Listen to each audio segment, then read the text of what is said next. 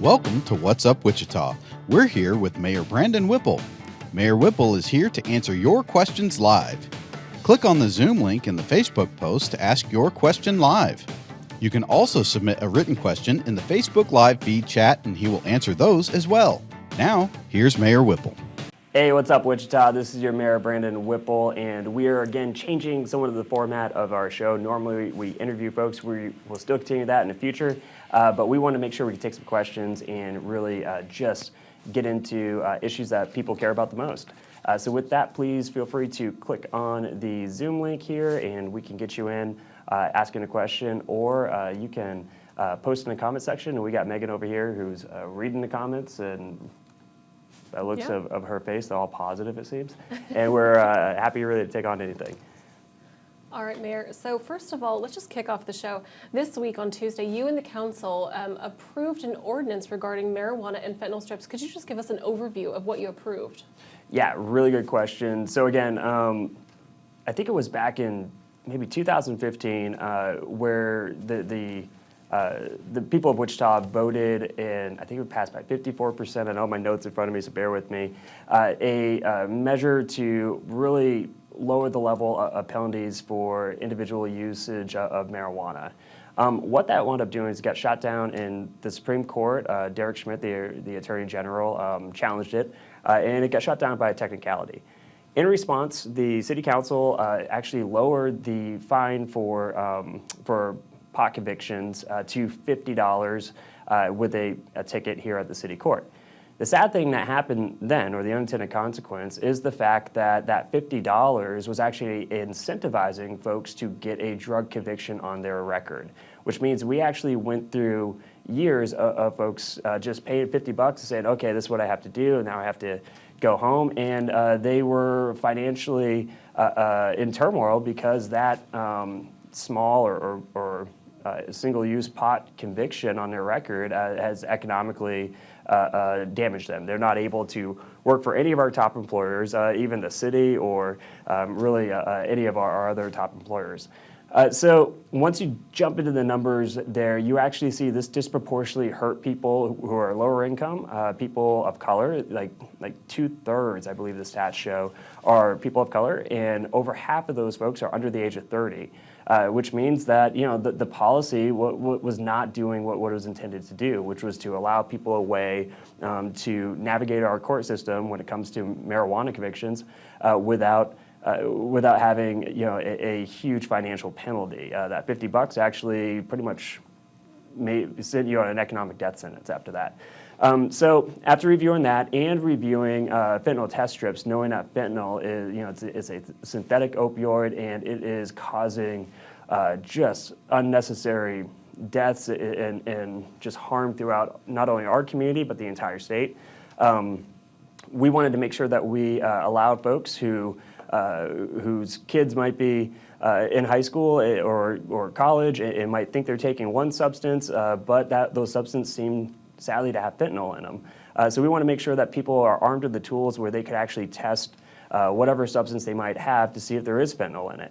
Now keep in mind that fentanyl, sadly, is almost in everything that comes up through these black markets. And we had last week our law enforcement leadership over with Sheriff Easter, with Mark Bennett, our district attorney, with our police chief. They had a press conference about fentanyl and the importance of us getting ahead of the fentanyl crisis. And they actually had a mom and a dad who told their story about their 19-year-old son who got a medication, thought it was one thing from a friend and assumed that it would be safe to take. This person actually cut the pill in half, like out of caution. Took the first half and one day and was fine. Took the second half, and that second half actually had deadly fentanyl in it, and his mom walked in to a lifeless body.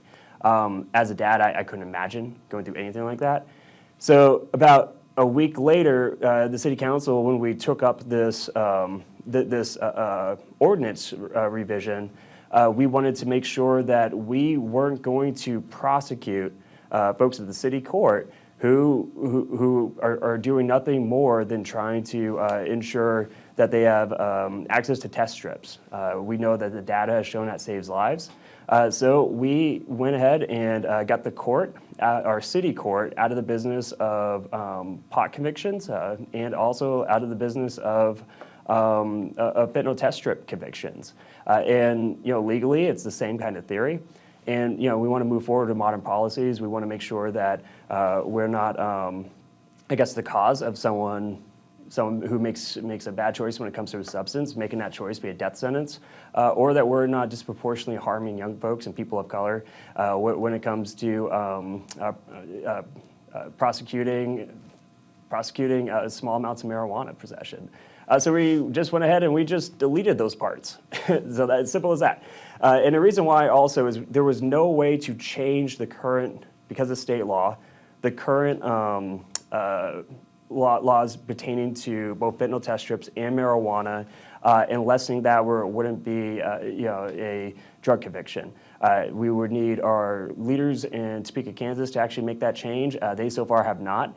So the only option we had was to keep doing what we've been doing, which as we know isn't working, or we'll just get out of that business. So we went ahead and with a bipartisan super majority of 5 votes, went ahead and passed this on its first read, which means it comes back one more time for an actual second vote, which will make it the ordinance of Wichita.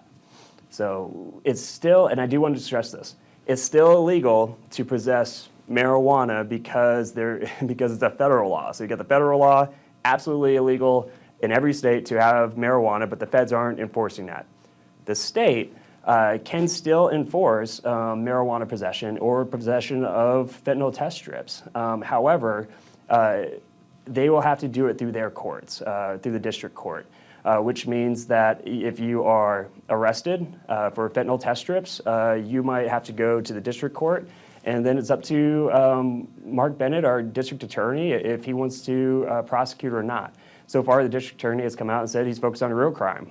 So we hope that common sense will prevail and that, a grandma who's utilizing a THC vape to, have some pain mediation will not be prosecuted at any level. Definitely not by the city if this passes the second time. But we're hoping also that that type of non-common sense policy doesn't continue to play out over at the county or the district level. We do have some questions from some viewers. Paula Skinner has a really good question that we get quite frequently, and it's regarding an abandoned building. It's the Dillons at Central and Oliver, and she's asking, are there any plans to raise that building? Obviously a privately owned building, not one the city owns, but could you just speak a little bit to our ability to remediate abandoned, blighted properties? Yeah, really good question. We actually have an entire process through our MAPC board and also through some of our other departments that will go out, and if that building wanted to be rezoned or reutilized, they would go through that process first. That's run by our staff before it comes to the elected officials. Also, when it comes to not just rezoning, but if the building is dangerous, we'll actually have staff go out and look at those dangerous buildings as well. Abandoned buildings are actually a pretty big problem. And one of the issues with buildings that sit vacant or abandoned is they become a magnet for bad activity. Really, those are where, like little kids could get, pulled into and assaulted, or worse, they could become havens for just crime and bad activities. So we keep an eye on buildings not just for the structure. If we do a lot of housing decisions where it goes to the system, comes to us, and we have houses with fire damage, and they're just a danger at this point. And we'll actually, and we can't get in touch with the owners at many times, and sadly we actually have to vote to bulldoze those houses. But if the building is sound and it's just empty, then my suggestion would be shoot us an email, and we could shoot it over to the different departments and folks who do this for a living, and they could go just do an analysis and try to figure out what the best way to move forward is. Mayor, not all the questions we get on this show are policy related, and Mark Funk has a question in the Facebook chat that I also periodically find myself asking, and that is, why can't I buy a beer at City Hall? Because our city manager is not fun. No. No, I'm kidding. Actually, that's a really good question. I don't know if there's any policy reason why you can't bring beer or buy beer at City Hall. I haven't been asked that before. Frankly, maybe we need to decriminalize beer during one of these meetings that we have, and hopefully it'll chill some of our members out. I'm not sure. That's a really good question. I'm usually not stumped, to be honest. I'm sure Megan would enjoy a margarita, as if she's not having one. Who knows? But good question. I guess I'll have to look into it. We'll have to ask Bob. And I believe the answer is that we are not a licensed distributor. Oh, and we're not a licensed distributor. I mean, we're also not licensed to sell sandwiches and stuff, but we do sell sandwiches because we contract with someone to sell sandwiches. On the third floor? I don't know, Megan. Anyways, good question. And I'm normally not that stumped, but I have no idea. All right, so we have lots of big things going on in the city. On Monday, the work on Amidon Bridge is beginning with a northbound closure. Obviously, that's going to inconvenience a lot of people in our city. What are some of the things that the city's doing to abate that inconvenience with the bridge closure? So really good question. And I'm going to just kind of scratch the surface a little bit, because Councilmember Ballard, whose district that bridge is in, has done a lot of work trying to just talk with the community about the reasoning why this bridge has to be closed. It was some of the stuff that we are doing to try to mediate some of that inconvenience. Obviously, we have to repair bridges. Obviously, we don't want to be one of those cities in the news where major infrastructure collapses, and I think most people understand that. Where it becomes a big issue is usually when people are surprised, when we don't do a good enough job. I think communicating with folks that this, if you use this way to work, you have to take an alternative route. That's when people wind up late for work, they wind up frustrated. That's usually when I get called out on social media. So we do want to get the word out that that bridge is closing, and it's for repairs, and it's temporary, and we get it. We know it's not convenient. One of the things that Councilmember Ballard has been able to do, and right when she got in here, she started working on this issue, was ensure that some of our public safety obligations are still going to be met at the highest level possible. So if you go on the other side of that bridge, or I guess it depends which side you're on, but we have fire stations on one side, and then on the other side, they actually set up a temporary fire station so that we can still get to the calls, without having this bridge affect the amount of time it takes to get to an emergency. So I do want to just thank Councilmember Ballard for her work on that, and because of her work, although the bridge it is inconvenient, and we apologize, but it's part of progress. We did take steps, thanks to the leadership of Councilmember Ballard, to make sure that that our most critical services won't be affected as far as getting to a situation which a first responder should be getting to within a as small a time as possible. All right, so you've been in office, Mayor, almost 3 years now. Has it been 3 years? I know, it's just flown by. And you came in at a very difficult time, right at the start of the pandemic. What are some of the things during your tenure that you've accomplished that you're most proud of? Well, all right, I'll start with the joke, because I kind of joke about not only the weekend before I was sworn in as mayor, we actually had some of the largest layoffs that our city has seen since the Great Recession because of the grounding of the max. So with the max was grounded, we have over 500 supply chain suppliers to help build the max, and then of course we have Spirit, which is one of our largest employers that also had to make layoffs. So I came in during an economic crisis, and being someone while in Topeka, while in the legislature, I focused on economic growth and development as my main drive. That was an opportunity to diversify our workforce. And I think everyone goes to COVID. COVID was also a crisis, but I think our community handled it better than a lot of other communities because, again, we really look out for one another. But my favorite accomplishment is the progress we have been making to diversify our economy. Week after week after week, you hear about huge announcements where businesses are looking at Wichita, coming to Wichita, and not just opening up a shop here in Wichita, like Nova Coast did, where now we have a international cybersecurity tech company here in Wichita. But we just a few weeks ago, they announced that now Wichita is going to be their American headquarters. So not Southern California anymore is their headquarters. Now it's Wichita, Kansas. Fast forward, I think a week or two after that, we had a company that is going to invest $40 million of private capital to create 150 jobs and create snack pies.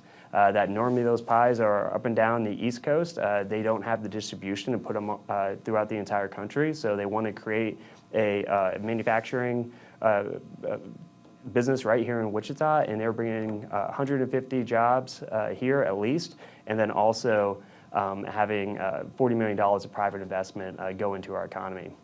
Of course, we have USA Soccer, youth soccer, that is announced Wichita is going to be where they have their big national tournament. That's a $4 million economic impact to our local economy.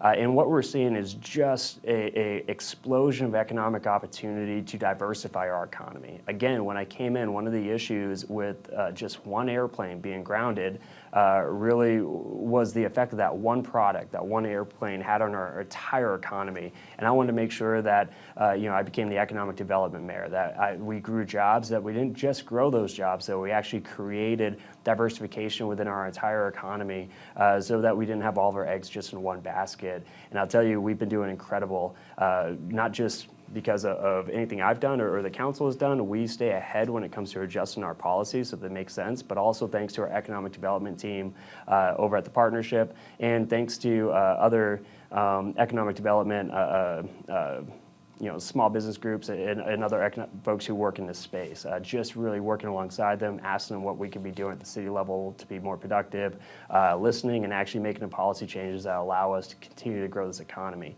We didn't want to just get through COVID. We wanted to actually get beyond COVID, which means that we were looking at what are the opportunities moving forward with this new economy that we could take advantage of. Now, Wichita is the manufacturing capital of the world. So anytime folks talk about how we need to bring jobs back to the United States, especially from Asia and other international markets that are still feeling really some of the downfalls of the pandemic, we want those businesses to be looking at Wichita as a place where they can actually come, plant a flag, and grow their business. Because we know that diversification is going to provide dividends in the form of opportunity for generations to come. So I think that's probably my favorite project that I've been working on because it's ongoing. If you do it right, you never stop. You want to keep growing the economy and keep growing opportunities. All right, Mayor, so you have just a little more than a year left in your current term. If you could choose one thing to get accomplished in that time, what would it be? So I don't really have one thing, right? We've actually been pretty successful implementing the majority, if not all, this stuff that I've campaigned on. And I'm really excited to say that, I'm one of the folks that actually wants to do the stuff that I tell people I'll do if you give me an opportunity to represent you. And I think that one of the major things I want to tackle, or issues I want to tackle, is putting a dent in our chronically homeless population as far as the numbers go, putting a dent in those numbers. We have about 400 to 500 people who are chronically homeless, who are out living unhoused, and even though we have made more investment in homelessness and homelessness prevention over the last 3 years than we have seen over the last 20 years combined as a city, thanks to opportunities with federal funding, but also thanks to our amazing staff who works over in the housing department, we have done a good job by not growing that number, but we really have to be looking at mental health and also substance abuse, and looking at ways that we can expand these services to folks who are living unhoused, who suffer from mental health issues or from substance abuse, which, by the way, those who are living unhoused, 70% of them suffer from mental health, 70% of them suffer from substance abuse, and 50% of them, according to our local data, suffer from both. So you really got to not only get folks into temporary to long-term housing, but also get those social services that they need so they can get back on their feet. However, this is a pretty lofty goal, and I admit that. I think that to get done, I am going to need another term. Because no city is really, our size has really completely solved chronic homelessness, but I know we could do a lot better if we get the right people at the table and we can synthesize these services, put in different levels of government, and also bring in a nonprofit in the service sector. So that would be my reach goal. But other than that, balancing a budget, holding the line on taxes, having a record rainy day fund, actually integrating social workers through this next year, having, again, more resources going for survivors of domestic violence, more resources going into homelessness and homelessness prevention than ever before, fully funding and then exceeding any time before in our city's history. The funding for police officers is important. Also our public works, giving those guys what they need so that they can get out there and make sure the city stays safe, water stays flowing, and your streets don't have potholes. And I do really, really want to get the votes to pass this new contract with our firefighters. If we pass this contract, then we will have the best paid firefighters in the entire state. At least at the starting wages. If you look at them apples to apples, then yeah, we would be the #1 fire department in the entire state. In fact, the union president, Ted Bush, actually mentioned that this is the best contracts they've seen in over 100 years. So I just got to get the votes to make sure it goes forward and we can give the people who keep us safe what they actually need. We've got some questions about homelessness and social services, but I think you've answered all of those. What about small businesses? What is Wichita doing to help small businesses? So one of the things that I did once COVID hit was actually create what's called a mayor's advisory task force. And so I only get like so many superpowers as mayor. One of them is that I don't have a DAB board or a district advisory board, so I can create these task forces to kind of Got about 5 minutes. Guide me on using their experience and what we should be doing as a city. Out of that came really policy changes to our economic development plan that favored small businesses and homegrown businesses and not just large companies that might move here to Wichita. We want that too, but we also want the mom and pop shops to grow as well.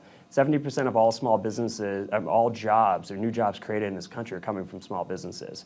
In addition to that, Wichita is the only city in the entire state of Kansas that dedicated American Rescue Act funds to small business growth and development. I believe we gave them, I want to say maybe about 5 million, right around that. And what we did with that is actually not just hand these checks out to small businesses, but go into nonprofit organizations that are working to grow and develop small businesses. And we boosted their program so that it reaches even more people.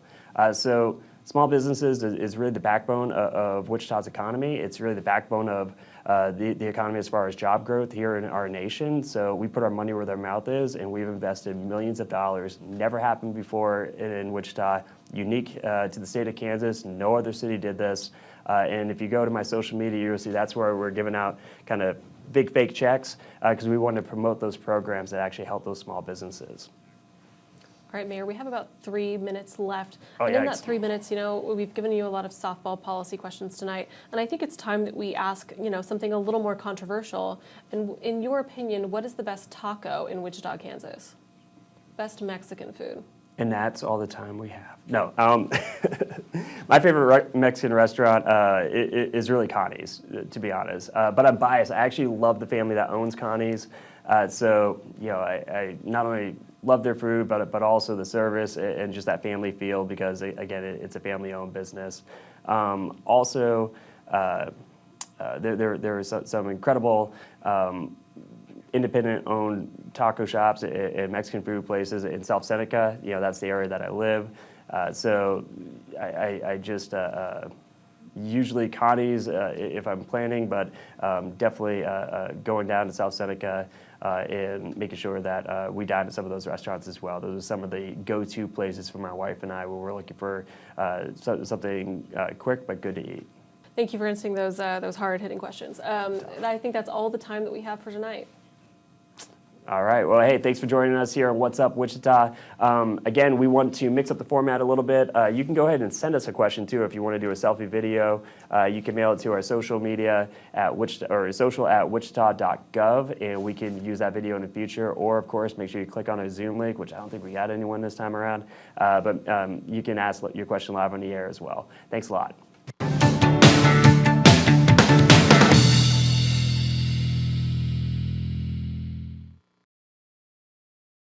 best thing about working for the city of Wichita is longevity. We have wonderful benefits. A lot of employees work with us long term, so it is a good job experience. We have lots of departments, public works, we got airport, everything that involves the city, we have it. So we have some street maintenance positions, which would be maintaining the roads and bridges through the city. We've got some in sewer treatment, which would be repairing pumps and working on some of the equipment at our sewer treatment plant. And then we also need drivers for our upcoming snow and ice season. So all of those spreaders that are out there that you see during the winter, we need folks to drive those. Today we're currently just looking for bus operators and mechanics. Anybody willing to drive a 40-foot bus? If you're able to obtain a CDL, I can use you driving for the city. If you don't want to drive and you're looking for mechanics positions, we have those available as well. So we have gardening positions, which go out and they mow, weed eat, edge the area parks. Forestry, we have a lot of tree maintenance positions going into the right-of-way trees, pruning them, cleaning up afterwards, just to help maintain the tree canopy in the city of Wichita. Pretty much all the things that keep the city running are in public works, and it's a great place to, have a job that shows you care about the city. Driving around the city, getting paid to see the city, getting paid to wave and smile at people, get them from point A to point B safely. And I'm going to pay you for the entire time you're out there doing it. It's the easiest job. It's an office on wheels, so to speak. It's a team atmosphere. Come work with us. We'd love to have you. This has been a very productive job fair this morning. We've had a lot of people come through. A lot of people are interested in actually working for the city. So I encourage everyone to look at our website. It's wichita.gov. And if you have any questions, just give us a call.